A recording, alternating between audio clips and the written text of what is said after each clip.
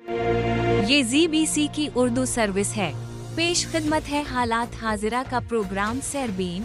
ये प्रोग्राम आप हर रोज रात 8 बजे हमारे YouTube चैनल पर सुन सकते हैं।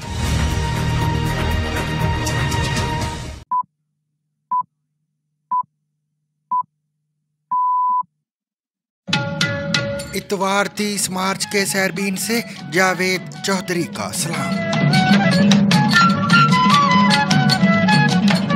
म्यांमार ज़लज़ले में हलाकतों की तादाद 1600 से तजावुज़, 3400 से ज़ायद जख्मी। जानिए म्यांमार में ज़लज़ला क्यों आया और इसके सबब बैंकॉक में इमारत कैसे ज़मीन बोस हुई। And Myanmar is at the confluence of 4 of these plates, and so it's a very tectonically active region. So we had the main earthquake that occurred about 6:30 GMT. Hamas ने गजा में जंग बंदी की नई तजवीज़ पर रजामंदी जाहिर कर दी। وقد تسلمنا قبل يومين مقترحا من الإخوة الوسطاء في مصر وقطر تعاملنا معه بإيجابية ववाफकना अलैह। मर्दान में सिक्योरिटी फोर्सेस की शिद्दत पसंदों के खिलाफ कार्रवाई। लवाहिकीन का लाशों के साथ मोटरवे पर एहतजाज मुज़ाकरात के बाद खत्म। क्या इस हमले में वाकई आम लोग मारे गए थे? तज्जियाकार बोला, इतना पहाड़ों के ऊपर वहाँ TTP के हाइड आउट्स की बात थी। ये जो हम सॉफ्ट स्टेट से हार्ड स्टेट की तरफ जाने की बात कर रहे हैं, उसमें आपने देखा होगा कि गुज़श्ता हफ्ते कुछ लोगों ने पाक अफगान सरहद क्रॉस करने की कोशिश की, तो उन्हें भी शूट एट साइट के ऑर्डर्स के तहत एक वाक़े में 11 और एक वाक़े में 16 लोगों को मारा गया। अब भी ये ड्रोन अटैक्स की गई हैं, क्योंकि अब हमें जहाँ भी इनके हाइड आउट्स या जहाँ भी इनकी चीज़ें नज़र आएंगी तो उसको उसी वक्त इनको एलिमिनेट किया जाए। और हार्ड स्टेट का यही मतलब है कि नो लीनियंसी और शूट एट साइट। बांग्लादेश की अबूरी हुकूमत के चीफ एडवाइजर मोहम्मद यूनुस की चीनी कंपनियों को तीस्ता प्रोजेक्ट में शमूलियत की दावत। क्या ये ताज़ा तरीन पेशरफ्त भारत के लिए एक झटका है? बांग्लादेश में अंतरिम सरकार के प्रमुख सलाहकार मोहम्मद यूनुस ने अपनी चीन यात्रा के दौरान तीस्ता प्रोजेक्ट में चीनी कंपनियों को शामिल होने का न्योता दिया है। प्रोफेसर मोहम्मद यूनुस की चीन यात्रा के दौरान दोनों देशों के बीच कई समझौते हुए, जिनमें चीनी राष्ट्रपति शी जिनपिंग की महत्वाकांक्षी बेल्ट एंड रोड परियोजना को आगे बढ़ाने पर भी सहमति बनी। कुरम में कबाइल के दरमियान 18 माह के अमन मुआहदे पर इत्तेफाक। जी बिल्कुल, जो ग्रैंड कोहाट मुआहदा हुआ है, तो अब के रूप से जो फरीकैन है मकानी, तो उनके दरमियान भी मुआहदे हो रहे हैं। अभी ये जो मुआहदा हुआ है तो ये 2 फरीकैन के दरमियान हुआ है। 8 माह के लिए अमन मुआहदा किया गया है। ओडिशा में एक नेपाली तालिबे इल्म की मुश्तबा मौत और इसके बाद होने वाली पेशरफ्त ने हिंदुस्तान में बैनुल-अक़वामी तुलबा की हालत पर कई संगीन सवालात क्यों उठा दिए। पूरे मामले में नेपाल के प्रधानमंत्री KP शर्मा ओली को भी सामने आना पड़ा है। ओडिशा पुलिस का कहना है कि भुवनेश्वर स्थित Kalinga institute of industrial technology यानी KIIT के हॉस्टल में रविवार शाम को बीटेक 3rd ईयर की छात्रा का शव पाया गया था। पुलिस के अनुसार रविवार शाम नेपाल की प्रकृति लामसाल नामक छात्रा ने कथित तौर पर आत्महत्या कर ली थी। दलाई लामा ने ऐलान किया है कि उनका जानशीन चीन से बाहर पैदा होगा, जबकि बीजिंग का इसरार है कि अगला लामा ऐसा शख्स होना चाहिए जिसका जन्म चीन में हुआ हो। The Dalai Lama says his successor will be born outside China, according to his new book. Now, Beijing has insisted it will choose the next spiritual leader of Tibetan Buddhism. However, the 89-year-old says any successor China names would not be respected. India की मशरकी रियासत ओडिशा के ही एक साहिल पर 7 लाख से ज्यादा olive readily कछुए क्यों पहुंचे? इंडियन रियासत ओडिशा में एक अनोखा मंजर उस वक्त देखा गया जब हजारों की तादाद में ऑलिव रिडली टर्टल साहिल पर नजर आए। 7 लाख से ज्यादा रिडली टर्टल्स ओडिशा के ऋषिकुल्या बीच पर नजर आए। मुगलिया दौर का शाहाना लिबास यानी फर्शी शलवार 2025 में कैसे फैशन ट्रेंड बन गया? अगर आपने इस ईद पर फर्शी शलवार नहीं पहनी तो क्या वाकई ईद मनाई? पाकिस्तानी फैशन ब्रांड्स, मारूफ डिजाइनर्स और अदाकाराओं से लेकर सोशल मीडिया पर मुगलिया दौर की फर्शी शलवार का ट्रेंड पेशावर की खवातीन को भी मुतासिर करने लगा। इसके अलावा भी बहुत कुछ आज के सैरबीन में शामिल है, मगर पहले अहम आलमी खबरों का खुलासा।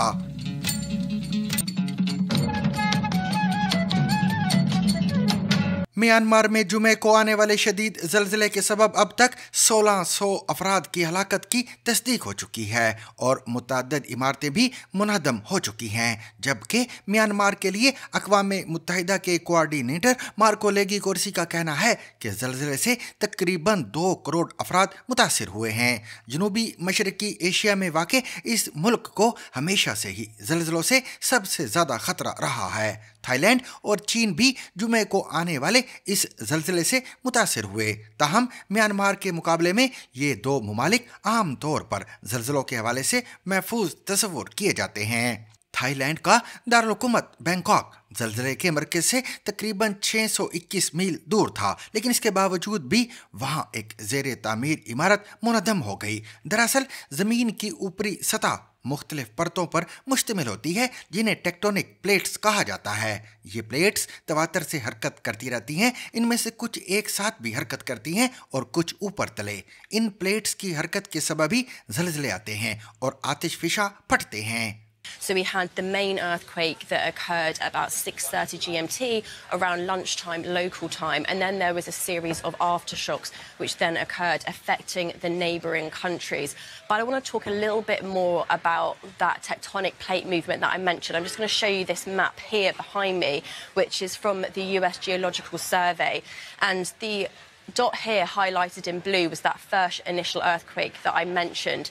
म्यांमार का शुमार उन ममालिक में होता है जहां ये टेक्टोनिक प्लेट्स सबसे ज्यादा मुतहरिक होती हैं, और ये मुल्क 4 प्लेट्स के ऊपर मौजूद है, जिन्हें यूरेशियन प्लेट, इंडियन प्लेट, सुंडा प्लेट और बर्मा माइक्रो प्लेट कहा जाता है। हिमालय का पहाड़ी सिलसिला इंडियन और यूरेशियन प्लेट्स के तसादम के नतीजे में वजूद में आया था, जबकि सन 2004 में सुनामी बर्मा माइक्रो प्लेट के नीचे इंडियन प्लेट की हरकत के सबब आया था।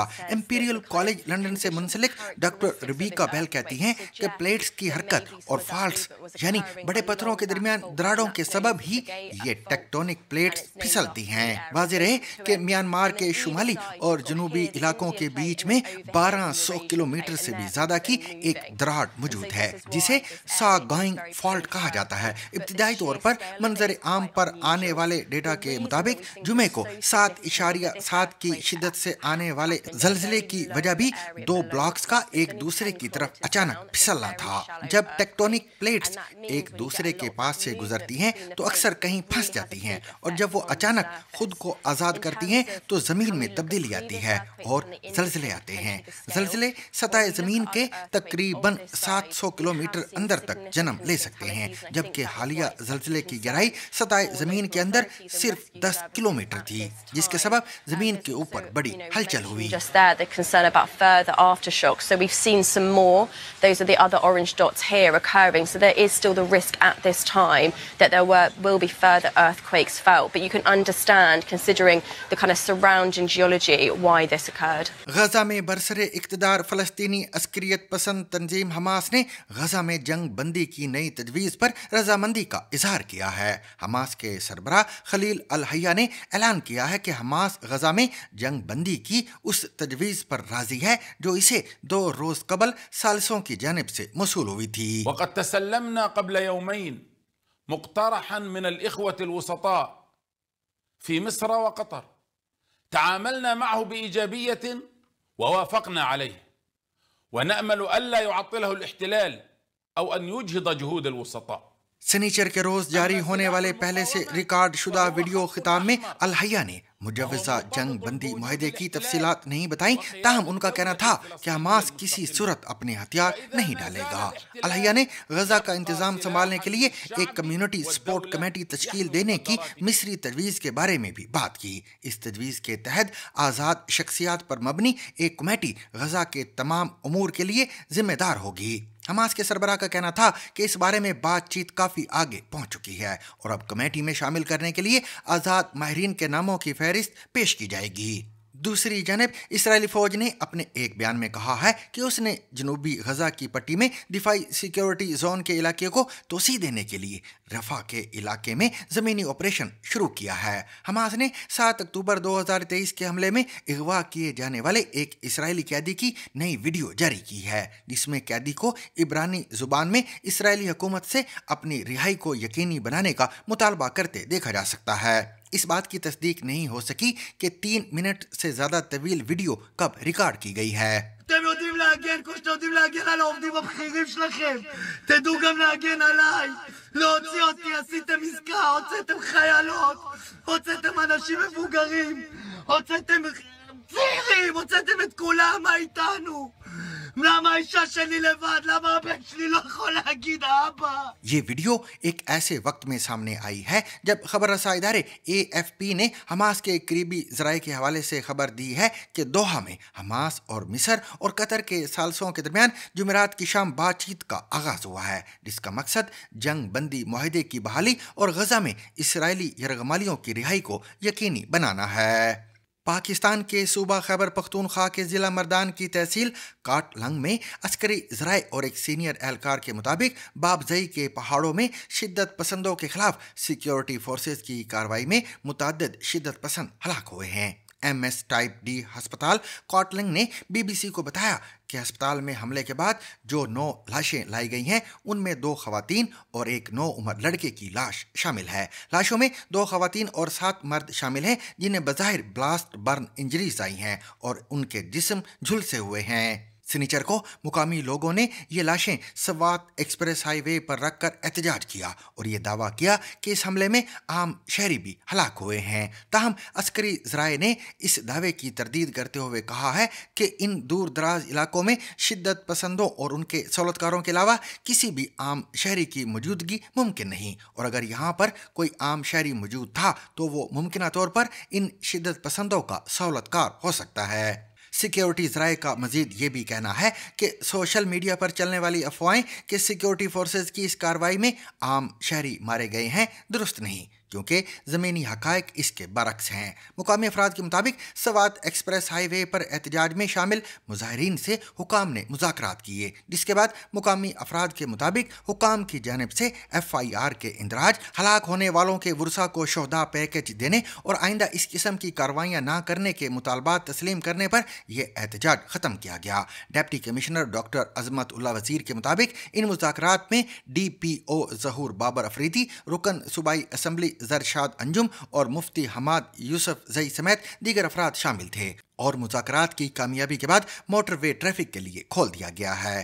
ताहाल इस बारे में ISPR की जानिब से कोई बयान जारी नहीं किया गया है। ताहम पाकिस्तान के सूबा खैबर पख्तूनख्वा की हुकूमत के तर्जुमान बैरिस्टर सैफ ने जिला मर्दान के पहाड़ी इलाके काटलंग में सिक्योरिटी फोर्सेज की कार्रवाई के दौरान खवातीन और बच्चों समेत आम शहरियों की हलाकत की तस्दीक की है। अपने दौर में चीन के दौरान बांग्लादेश की अबूरी हुकूमत के चीफ एडवाइज़र मोहम्मद यूनुस ने चीनी कंपनियों को तीस्ता प्रोजेक्ट में शमूलियत की दावत दी है। प्रोफेसर मोहम्मद यूनुस के दौरे चीन के दौरान दोनों ममालिक के दरमियान मुतअद्दिद मुआहदों पर दस्तखत किए गए, जिनमें चीनी सदर शी जिनपिंग के बेल्ट एंड रोड मंसूबे को आगे बढ़ाने का मुआहदा भी शामिल है। कुछ तज्ज़ियाकार ताज़ा तरीन पेशरफ्त को भारत के लिए एक झटके के तौर पर देख रहे हैं। इस बारे में मज़ीद जानिए इंडिया से इस रिपोर्ट में।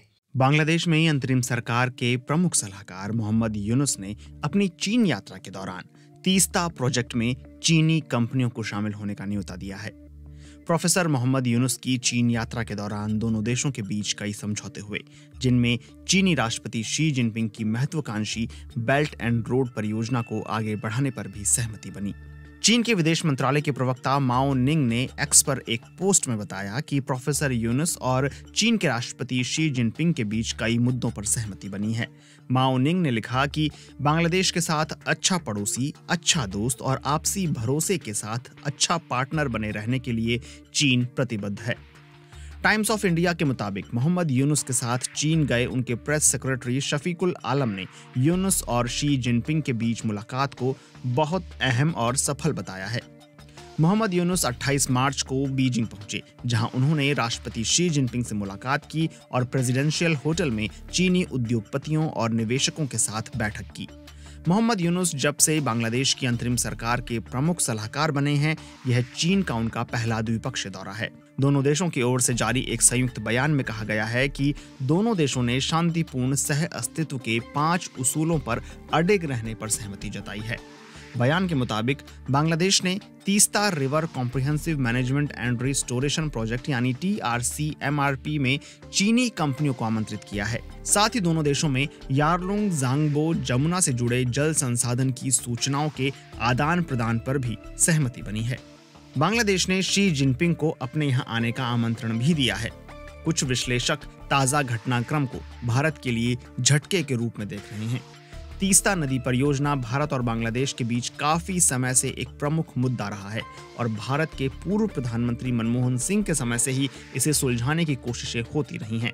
लेकिन बीते साल शेख हसीना के बांग्लादेश की सत्ता से बेदखल होने के बाद से ही दोनों देशों के बीच काफी तल्खी देखने को मिली है। हिंद प्रशांत क्षेत्र मामलों के जानकार डेरेक जे ग्रॉसमैन ने एक्स पर लिखा कि सॉरी इंडिया यूनुस का बीजिंग दौरा काफी बढ़िया जा रहा है। सत्ता से बेदखल किए जाने से एक महीने पहले ही बांग्लादेश की पूर्व प्रधानमंत्री शेख हसीना चीन के दौरे पर गई थीं, लेकिन वो उस दौरे को बीच में छोड़कर वापस लौट आई थीं। बाद में उन्होंने कहा था कि वह चाहती हैं कि ये परियोजना भारत पूरा करे। उस समय कुछ मीडिया रिपोर्ट्स में कहा गया कि चीन की ओर से हसीना के मन मुताबिक वित्तीय मदद का आश्वासन नहीं मिला, जिससे वह नाखुश थी। 414 किलोमीटर लंबी तीस्ता नदी भारत से बहती हुई बांग्लादेश में जाती है। बांग्लादेश में इस नदी पर एक बैराज स्थापित करने और कटाव को रोकने का एक मास्टर प्लान बनाया गया। $1 अरब की तीस्ता नदी विकास परियोजना से भारत की सुरक्षा चिंताएं जुड़ी हुई हैं। ये दोनों देशों के बीच सालों से लंबित जल बंटवारे से भी जुड़ा मुद्दा है। इस परियोजना के तहत बाढ़ पर अंकुश लगाना, कटाव रोकना और जमीन दोबारा हासिल करने जैसे काम किए जाने हैं। इस परियोजना के तहत बांग्लादेश वाले हिस्से में एक बैराज का निर्माण किया जाना है। कई जगहों पर तीस्ता की चौड़ाई 5 किलोमीटर है, उसे कम किया जाएगा। कुछ जगहों पर नदी की गहराई भी बढ़ाई जानी है और तटबंधों को मजबूत किया जाना है। साल 2011 में भारत के तत्कालीन प्रधानमंत्री मनमोहन सिंह के ढाका दौरे के दौरान ही तीस्ता समझौते पर हस्ताक्षर किए जाने थे, लेकिन पश्चिम बंगाल की मुख्यमंत्री ममता बनर्जी के विरोध के कारण वह अधर में लटक गया। फिर साल 2015 में प्रधानमंत्री नरेंद्र मोदी ममता बनर्जी को साथ लेकर बांग्लादेश के दौरे पर गए थे।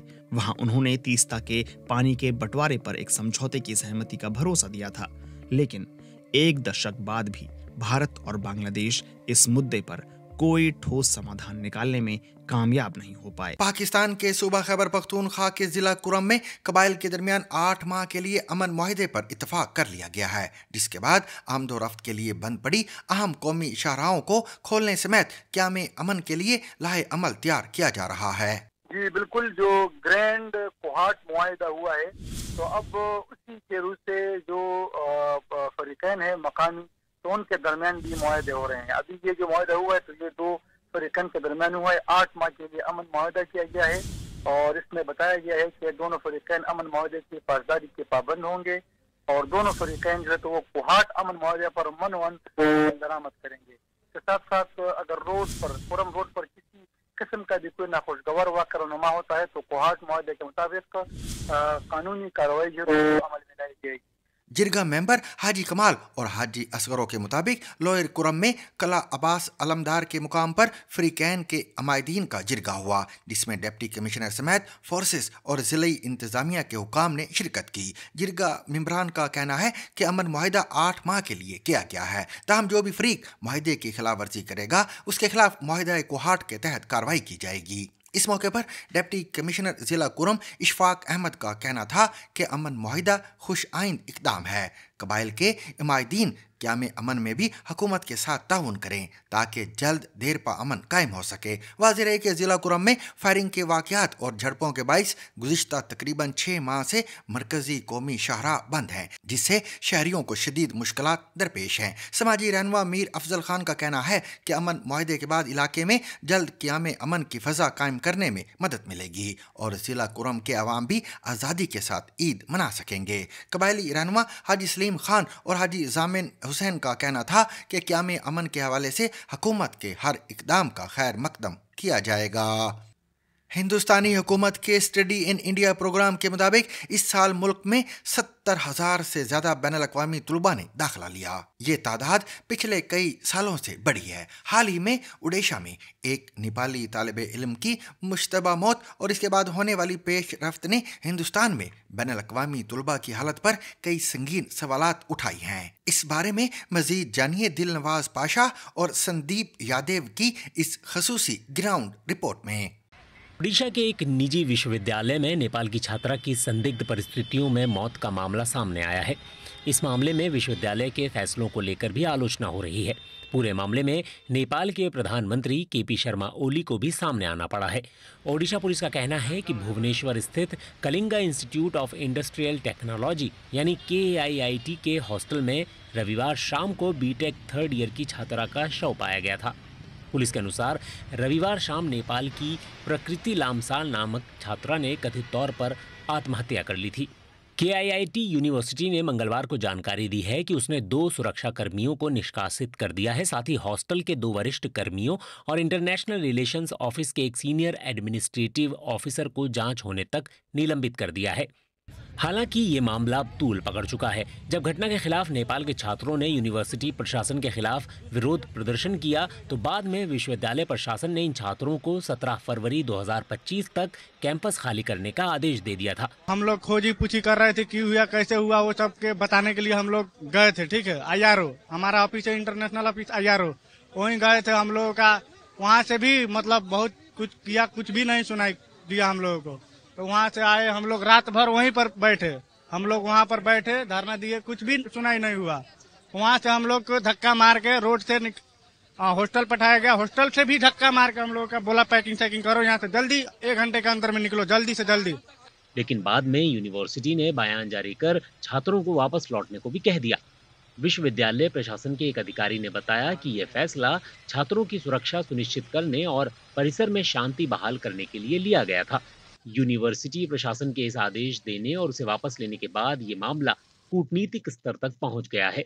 नेपाल की विदेश मंत्री आरजू राणा देउबा ने कहा है कि इस मामले में कूटनीतिक पहल की जा रही है। ओडिशा के हायर एजुकेशन मिनिस्टर सूर्यवंशी सूरज ने भी इस मामले पर बयान दिया है।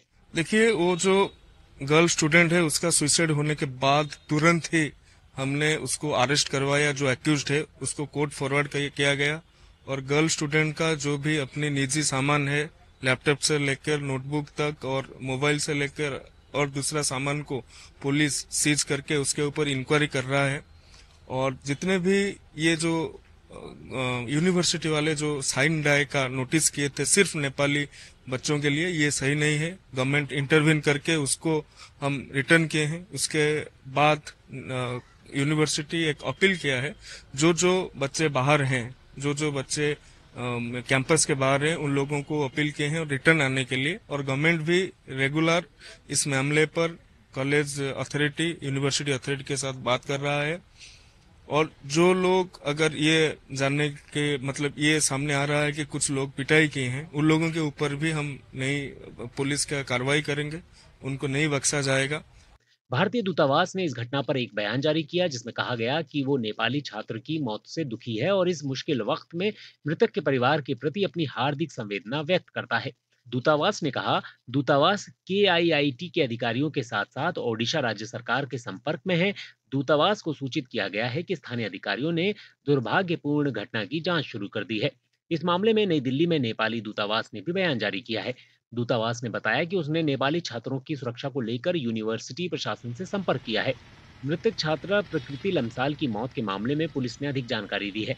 पुलिस के अनुसार पीड़ित छात्रा के रिश्तेदारों ने शिकायत दर्ज कराई है और आरोप लगाया है कि अभियुक्त पीड़ित छात्रा को ब्लैकमेल कर रहा था, जिसकी वजह से उसने ये कदम उठाया।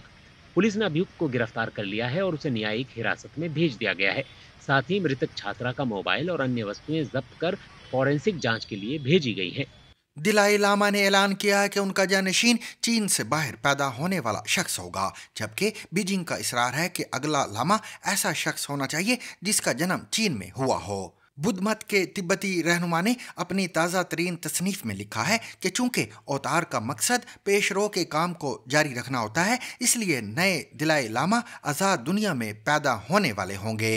Dalai Lama has just said that his successor will be born outside China. And expectedly, this hasn't sat well with Beijing. So let's ask some questions as we always do. Who will succeed the 14th Dalai Lama? How will China respond to the appointment? Will this be a fresh flashpoint in India-China ties? दिलाई लामा बुद्ध मत के सियासी और रूहानी पेशवा हैं, लेकिन चीनी हुकूमत का इसरार है कि नए दिलाई लामा की तौसीक दिलाई लामा समेत दीगर तमाम बुजुर्ग बुद्ध लामा यानी असातिज़ा को करनी चाहिए।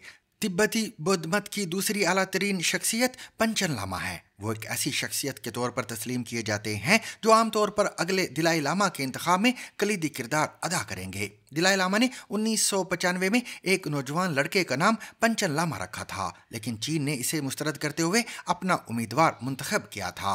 दिलाई लामा का मुंतखब करदा पंचन गायब हो गया और उनका ठिकाना अभी तक नामालूम है। ऐसे में इस बात का इम्कान कवी है कि चीनी हुकूमत मुस्तकबिल में अपने दिलाई लामा का ऐलान करेगी, लेकिन क्या तिब्बती उन्हें मानेंगे और उनकी पैरवी करेंगे? डॉक्टर जिम्पा का कहना है कि इस मामले में लोग शाइस्तगी का मुजाहरा करेंगे क्योंकि वो अपनी जान नहीं गंवाना चाहते, लेकिन वो चीनी हुकूमत के मुकर्रर करदा दिलाई लामा को तस्लीम नहीं करेंगे।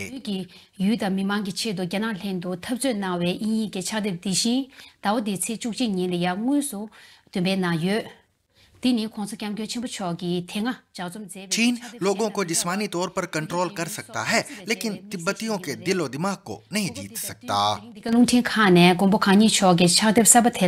बुद्ध मत मजहब के लोगों का अकीदा है कि मरने के बाद इंसान दोबारा जन्म लेता है। दोबारा वो किस तरह जन्म लेता है, इसका इन्हासार उस बात पर है कि इसने पिछली जिंदगी में क्या अमाल या कर्म किए थे। बुद्ध मत, हिंदू मत और सिख मत में इसे कर्मा या कर्म कहा जाता है और ये एक अहम तस्वुर है। तिब्बतियों का मानना है कि वो लोग जिन्होंने आला तरीन रूहानी मंजिल हासिल कर ली है, जैसे कि दिलाई लामा, वो खुद फैसला कर सकते हैं कि वो कब और कहां दोबारा जन्म लेंगे। मौजूदा दिलाई लामा 6 जुलाई सन 1935 को शुमाल मशरकी तिब्बत के एक गरीब किसान घराने में पैदा हुए थे। जब वो सिर्फ 2 साल के थे तो उन्हें 13वें दिलाई लामा थोबडन ग्यात्सू के अवतार के तौर पर पहचाना गया। डॉक्टर जिम्पा कहते हैं तिब्बतियों का मानना है कि दिलाई लामा की एक ही रूह है जो बार बार जन्म लेती है। हमारा यकीन है कि मौजूदा दिलाई लामा 13वें दिलाई लामा के अवतार हैं। इंडिया की मशरकी रियासत ओडिशा के एक साहिल पर 7 लाख से जायद ओलिव रेडली कछुए अंडे देने पहुंचे हैं। इस अमल को अरी बादा कहा जाता है। ये एक मुनफरिद अफजाइशी अमल है जो खास तौर पर इस नस्ल के समुद्री कछुओं से जुड़ा हुआ है। इस बारे में मजीद जानिए इस रिपोर्ट में। इंडियन रियासत ओडिशा में एक अनोखा मंजर उस वक्त देखा गया जब हजारों की तादाद में ओलिव रिडली टर्टल साहिल पर नजर आए। 7 लाख से ज्यादा रिडली टर्टल्स ओडिशा के ऋषिकुल्या बीच पर नजर आए। अभी 2025 को पूरा रिकॉर्ड 7 लाख ओवर टर्टल आके जो आज बड़ा मास टेस्टिंग किया। ये तो मास टेस्टिंग 15 फरवरी से शुरू हुआ। ये कम से कम और चलेगा 25 तारीख तक चलेगा। ओलिव रिडली टर्टल्स दुनिया के सबसे छोटे समुद्री कछुओं में से एक हैं। साहिल समंदर पहुंचकर मादा कछुए रेत में गड्ढा खोदती हैं और 100 से ज्यादा अंडे देती हैं। अंधेरे के अंदर 50 दिन बाद अंडे से बच्चे निकलते हैं। ओलिव रिडली सी टर्टल का नाम उनकी रंगत की वजह से पड़ा है। ओडिशा के साजगार माहौल की वजह से इतनी बड़ी तादाद में ये कछुए दिखाई दिए हैं। आलमी सतह पर इन कछुओं की तादाद में कमी होने की वजह से वर्ल्ड कंजर्वेशन यूनियन ने इन्हें वल्नरेबल या गैर महफूज करार दिया है। सामीन, इस साल न सिर्फ पाकिस्तानी फैशन इंडस्ट्री बल्कि आम आवाम की भी अगर किसी एक फैशन ट्रेंड पर भरपूर तवज्जो रही है तो वो है फर्शी शलवार। इंस्टाग्राम हो या फिर टिकटॉक, फर्शी शलवार की बात हर जगह चल रही है। इस ईद पर शायद ही कोई ऐसी खातून हो जिसने फर्शी शलवार ना बनवाई हो, मगर ये ट्रेंड सोशल मीडिया पर अब इतना वायरल क्यों हो रहा है और क्या ये कोई नया फैशन है? इसे पहली बार किसने मुतारिफ करवाया? सोशल मीडिया पर इन तमाम सवालात के जवाबात हर कोई अपने मुताबिक ही दे रहा है, मगर पहले ये जान लेते हैं कि फर्शी शलवार किसी दूसरी शलवार से मुख्तलिफ क्यों है। दरअसल फर्शी शलवार एक ऐसी वसी और कुशादा शलवार है जो पाँव के नीचे से खुली होती है और ज़मीन तक फैलती है। इसकी ऐसी बनावट का मकसद पहनने वाले को ज़्यादा आराम और आज़ादी फराहम करना होता है। फर्शी शलवार दरअसल आज का फैशन नहीं है बल्कि ये 1970 और 1980 की दहाइयों से चला आ रहा है। जैसे वक्त के साथ साथ कई पुराने फैशन, मिसाल के तौर पर पटियाला शलवार, बेल बॉटम, चूड़ीदार पजामा वगैरह वापस आते रहे हैं, बिल्कुल वैसे ही फर्शी शलवार के फैशन की भी वापसी हुई है। 55 साल तलत रजा खान का ताल्लुक कराची से है। वो BBC से बात करते हुए बताती हैं कि 1970 में इस शलवार को मोरी कहा जाता था। हमारे ज़माने में शलवार को छोटी मोरी के पांचे या बड़ी मोरी के पांचे के तौर पर पहचाना जाता था। पांचा चौड़ा होता था तो साइडों पर बटन लगते थे। अब इस नए दौर में घेर वाली शलवार को फर्शी शलवार का नाम दे दिया गया है। तलत रजा दीगर वालिदैन की तरह इस फैशन के आने पर बहुत खुश हैं, क्योंकि उनके मुताबिक अक्सर घरों में बच्चियों को तंबीह की जाती है कि वो पाकिस्तान का कौमी लिबास शलवार कमीज ही पहने, मगर आजकल लड़कियां नए फैशन को ही फॉलो करती हैं। उनका कहना था कि मैं बहुत खुश हूं कि लड़कियां शलवार कमीज पहनती हैं, चाहे इसको जो भी नाम दे दें। सामीन, इसके साथ ही आज का सैरबीन अपने इख्तिताम को पहुंचा। मेरी और मेरी पूरी टीम की तरफ से तमाम मुसलमानों को ईद मुबारक। मगर इजाजत लेने से पहले अब तक की अहम खबरें। अमरीकी जियोलॉजिकल सर्वे USGS का कहना है कि इतवार के रोज मुकामी वक्त के मुताबिक दोपहर 3:38 पर म्यांमार में 5.5 शिद्दत का एक और जल्जला आया है।